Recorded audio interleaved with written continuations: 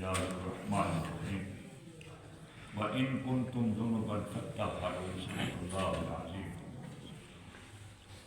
إن الله وملائكته يصلون على النبي يا أيها الذين آمنوا صلوا عليه وسلموا تسليما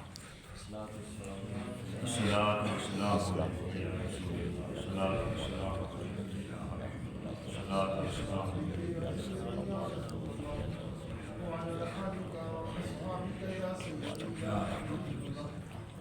دوستو تیمم کے اب ہم ایسے مسائل سیکھ رہے ہیں بہت اہم ہے فقہ کے حوالے سے، اور کبھی انسان کو ان چیزوں سے واسطہ پڑ بھی سکتا ہے، یہ چیزیں ضرور سیکھ لینی چاہیے۔ ایسی جگہ سے گزر ہوا کہ وہاں سے پانی قریب تو ہے، مگر پانی کے قریب شیر ہے یا سانپ ہے یا کوئی ایسی چیز ہے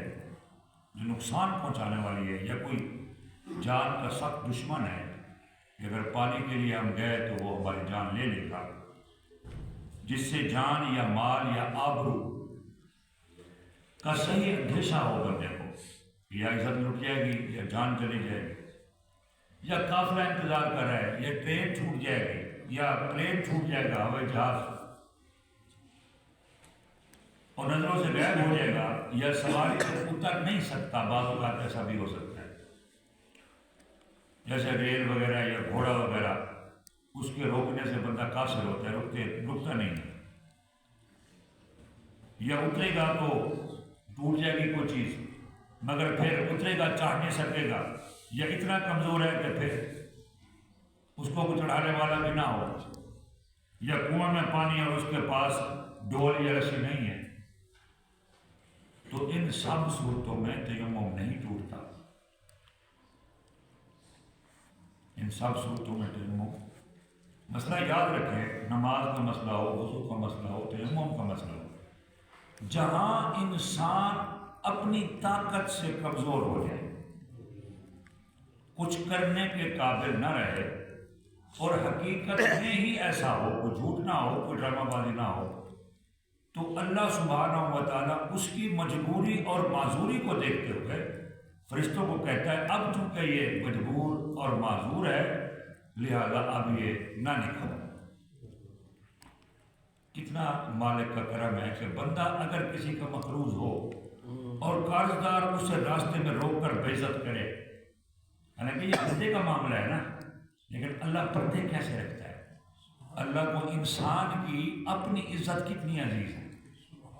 ان چیزوں پر اللہ کتنا بندے سے پیار کرتا ہے۔ تو حکم شرع یہ ہے کہ فرض نماز پڑھنے کے لیے مسجد میں نہ جاؤ، اگر تمہیں اندیشہ ہے کہ تمہیں کوئی مار ڈالے گا، قتل کر دے گا، یا تمہاری کوئی بےزتی کرے گا، زود کوب کرے گا، تو اللہ فرماتا ہے گھر میں پڑھ لو، نماز تو میری ہے نا، لیکن تمہاری جان جو ہے وہ بہت زیادہ عزیز ہے مجھے، جان بچانا فرض عین ہے، جان ہے تو پھر جہان ہے نا۔ پانی کے پاس سے ہوتا ہوا گزرا، سوتا ہوا گزرا، مطلب نیند میں تھا اور سواری میں تھا، تیمم میں تھا، مطلب جس طرح بے ہوش ہوتا ہے سویا ہوا ہوتا ہے، سوتے ہوئے پانی کے پاس سے گزرا، تیمم نہیں ٹوٹا۔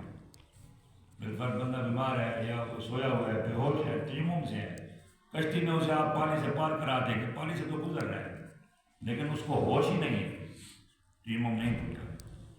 ہاں اگر تیمم وضو کا تھا اور نیند اس حد کی ہے جس سے وضو جاتا رہا تو پھر بے شک تیمم جاتا رہا، مگر نہ اس وجہ سے کہ پانی پر گزرا بلکہ سو جانے سے، اور اگر اگتا ہوا پانی پر سے گزرا اور پانی کی اطلاع ہو گئی یہ ٹوٹ گیا۔ مطلب یہ کہ بندہ قادر بھی ہو، بندے کو خبر بھی ہو، تیمم جاتا رہا، پانی پر گزرا اور اپنا تیمم یاد نہیں ہے کہ میں تیمم میں نے کیا یا نہیں کیا، یہ یاد نہیں ہے، پھر بھی تیمم ٹوٹ جائے گا۔ یاد یا نہ یاد کی کوئی بات نہیں، یاد ہونا یا یاد نہ ہونا یہ روزے کے لیے ہے کہ روزے سے بندہ ہو اور اسے یاد نہ رہے، بھول کر کھائے۔ صحابہ پوچھے یا رسول اللہ صلی اللہ علیہ وسلم ہم نے بھول کر کھایا، کیا ہم پھر روزہ ٹوٹ گیا، ہمارا ختم؟ نبی پاک نے فرمایا کہ نہ، جو بھولا اس نے کھایا، خود نہیں بھولا، اسے خدا نے بھلایا، اس نے خود نہیں کھایا، اسے خدا نے کھلایا۔ اور پھر یہ بھی حکم فقہا لکھتے ہیں کہ اگر وہ روزہ جو بھول کے کھا رہا ہے نا، بھول کے، اگر تو وہ 80-90 سال کا ہے، 70 سال کا ہے، 60 سے اوپر کا ہے، بزرگ ہے، کمزور ہے، ضعیف ہے، اور دیکھنے والا نوجوان ہے،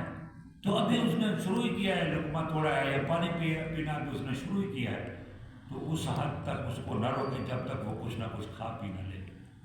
تاکہ اس کی جان بچ جائے۔ جب دیکھیں کہ اب اس نے جو ہے نا کچھ تو کھا پی لیا ہے، تو شام تک رہ سکتے ہیں، پھر اسے یاد دلائے، پھر یاد دلائے کہ چاچا یا نانا یا پھوپھا یا تایا یا جو رشتہ دار ہے یا ویسے یا بزرگ ہو کہ آپ کو روزہ ہے، پھر جو ہے وہ اگر کہ اوہ میں تو بھول گیا تھا، لیکن اتنا وہ کھا چکا ہو۔ لیکن جوان آدمی کے لیے یہ حکم نہیں ہے، اسے فوراً روکو، جو روزہ ہے کہ نہیں ہے وہ اور بات ہے، لیکن تیمم کی اور بات ہے۔ نماز پڑھتے میں گدھے یا خچر کا جھوٹا پانی دیکھا، گدھے کا یا خچر کا، تو نماز پوری کرے، نماز ہو جائے، پھر اس سے وضو کرے، پھر تیمم کرے اور نماز لوٹائے، کیونکہ اس کو شک گزرا پانی تو ہے یار، ہو سکتا ہے یہ میرے نماز ہو یا نہ ہو، لیکن گدھے کا جھوٹا ہو یا خچر کا جھوٹا ہو، اس صورت میں وضو بھی کرے، پھر تیمم بھی کرے۔ چند شخص تیمم کے لیے گئے ہوئے تھے، کسی نے ان کے پاس ایک وضو کے لائق پانی لا کر کہا، جس کا جی چاہے اس سے وضو کرے، جس کا جی چاہے، اس نے شرط نہیں لگائی کہ تیرا تیرا تیرا تیرا، نہ، جس کا، تو اس صورت میں سب کا تیمم جاتا رہا۔ اگر وہ سب نماز میں تھے تو نماز بھی سب کی گئی، اور اگر یہ کہا کہ تم سب اس سے وضو کر لو، کیونکہ پانی تو ایک بندے کے لیے ہے اور وہ سب کو کہہ رہا ہے، تو گویا کہ یہ پھر بات سچی نہیں ہے، تم سب اس سے وضو کر لو،